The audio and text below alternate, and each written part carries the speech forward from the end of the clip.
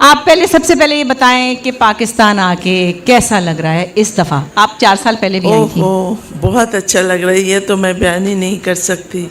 जब Oxford university से मुझे फ़ोन किया कि आप आए हैं हमारे प्रोग्राम में, मैं सेकंड में हाँ कर दिया, क्योंकि मुझे खुशी थी कि मैं पाकिस्तान जाऊंगी। वो तो कह रही मैं हट ही जाऊँ स्टेज से। कहाँ जाऊँ? देखें, वो कह रही कुर्सी हटाएं ताकि आप नज़र आ सकें। अब ठीक है, अब ठीक है। क्योंकि आप तो चली जाएंगी, मुझे तो इन्हीं लोगों के साथ रहना है।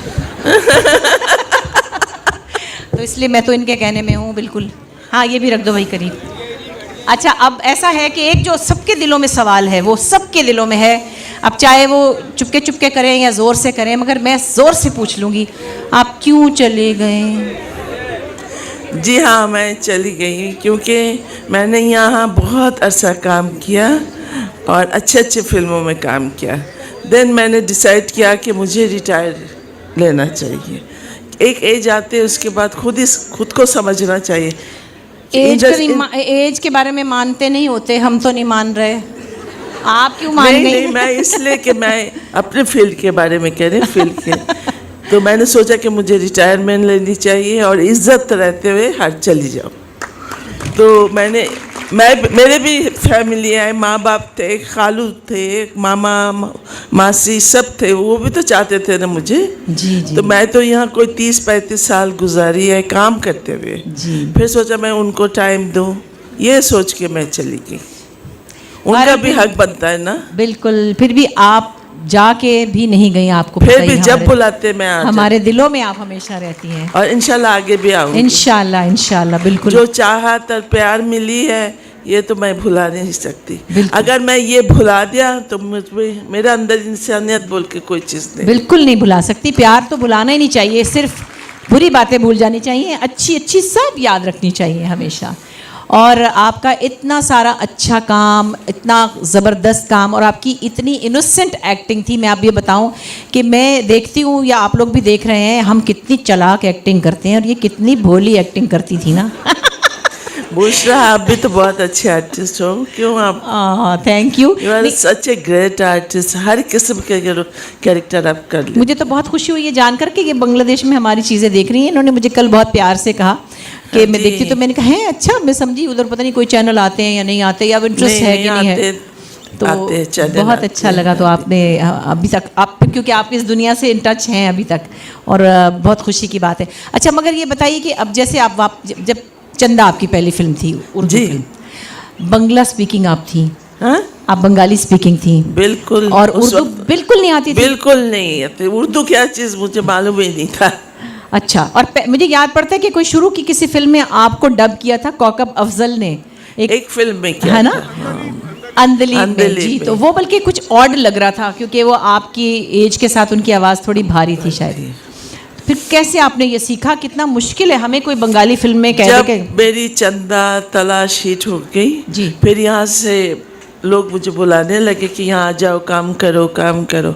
मैं इतनी डरी हुई थी कि मैं बात नहीं कर सकती, मैं जाके काम क्या करूँगी? मुझे पेपर्स के लोग आएंगे, मुझसे सवाल पूछेंगे, मैं तो कुछ नहीं बोल सकूँगी ना, तो मैं कैसे जाऊँ?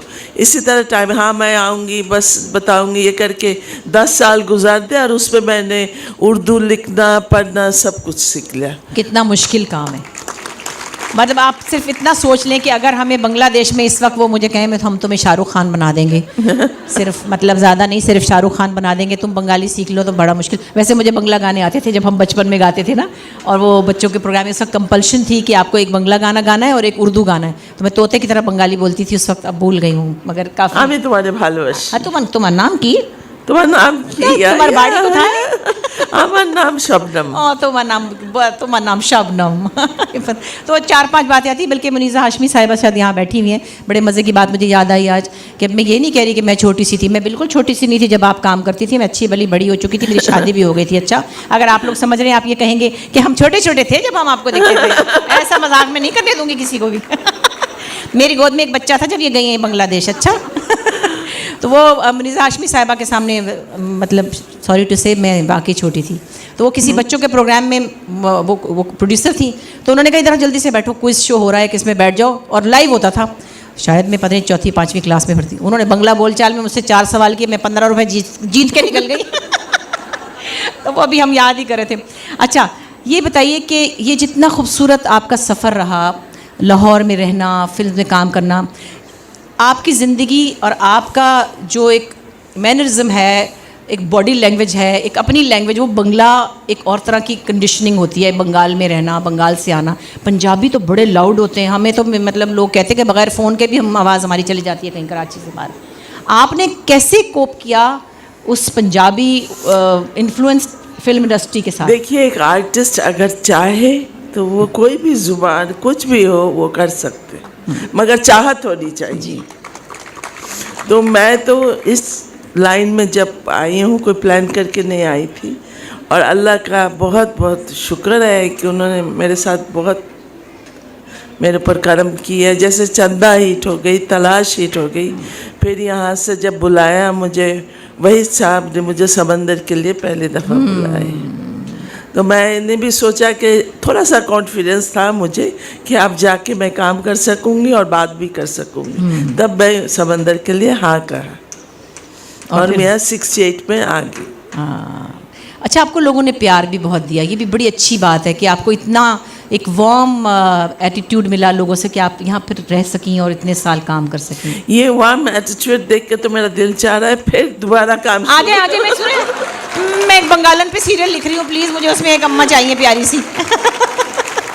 मेरे पास एक वाकई, मैं बहुत दिनों से एक चीज़ वीव कर रही थी और मेरा दिल था कभी मैं आपसे कहूँ कि आप उसमें एक रोल करें, और एक मैली सी साड़ी पहन के मैं भी बैठ जाऊँगी, कोई बात नहीं, गरीब सी बंगालन बन जाऊँगी, क्या फर्क पड़ता है। आपको अमीर बंगालन बना दूँगी, खुद गरीब बंगालन बन जाऊँगी।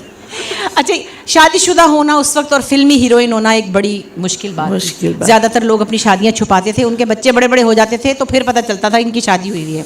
आप तो शादीशुदा आई, रॉबिन घोष साहब के साथ आई और हमेशा उनके साथ रहीं, वो आपके साथ म्यूज़िक भी बनाते रहे। यही मैं कहना चाहती हूँ कि मुझे बहुत खुशी है कि मैं पाकिस्तान आई हूँ, कराची में।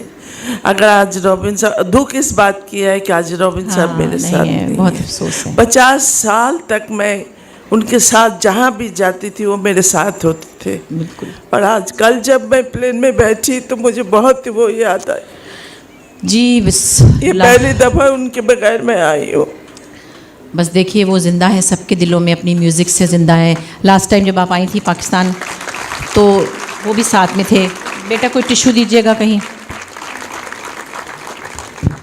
वो पाकिस्तान आए थे और मुझे बड़ी खुशी है कि वो मैंने होस्ट किया था आपका ट्रिब्यूट, और बहुत अच्छा हमें लगा कि आप दोनों इकट्ठे आए। हमने उनकी म्यूज़िक को भी ट्रिब्यूट दिया और आपको भी दिया, और बड़ा मज़े का, बड़ा अच्छा PTV के ऊपर एक वेलकम भी हुआ आपका। बस दुनिया से लोग चले जाते हैं लेकिन उनके काम रह जाते हैं। टिश्यू ले लीजिएगा प्लीज़। पर आपकी ज़ाहिर एसोसिएशन जिस तरह की है उसका तो कोई हम पैमाना नहीं है, लेकिन मैं ये कहती हूँ कि फिर भी शादीशुदा एक्ट्रेस, शादीशुदा हीरोइन, लोगों के दिलों में मतलब उनकी फिल्में चल जाना और पॉपुलर होना उस वक्त बहुत मुश्किल होता था। रॉबिन साहब बहुत ही अच्छे आदमी थे, वो उन्होंने कभी मेरे काम पे दखल नहीं दिया। हम दोनों की अंडरस्टैंडिंग बहुत है। मैं समझती हूँ एक शादीशुदा ज़िंदगी में अंडरस्टैंडिंग और विश्वास, बिल्कुल ट्रस्ट एक दूसरे पे, ये दोनों चीज़ की ज़रूरत है, और वो दोनों चीज़ें हम दोनों में थे। तभी तो माशाल्लाह इतना तब वो कभी किसी चीज़ से पूछा तक नहीं कि तुम आज इतने लेट क्यों आई हो, क्योंकि मैं भी काम उसी तरह करती थी। जब मैं घर से निकलती थी मैं पूरा चार्ट लेके आती थी कि मैं यहाँ से सुबह 6 बजे से 10 बजे से मैं एवेन्यू में रहूँगी, उसके बाद मैं एमी स्टूडियो में रहूँगी इसके शूटिंग के लिए, फिर वहाँ से मैं डबिंग करने के लिए फिर एवेन्यू आऊँगी, और शाम को आपकी तो गाना रिकॉर्डिंग है, गाना, तो मैं वहाँ पे उस स्टूडियो में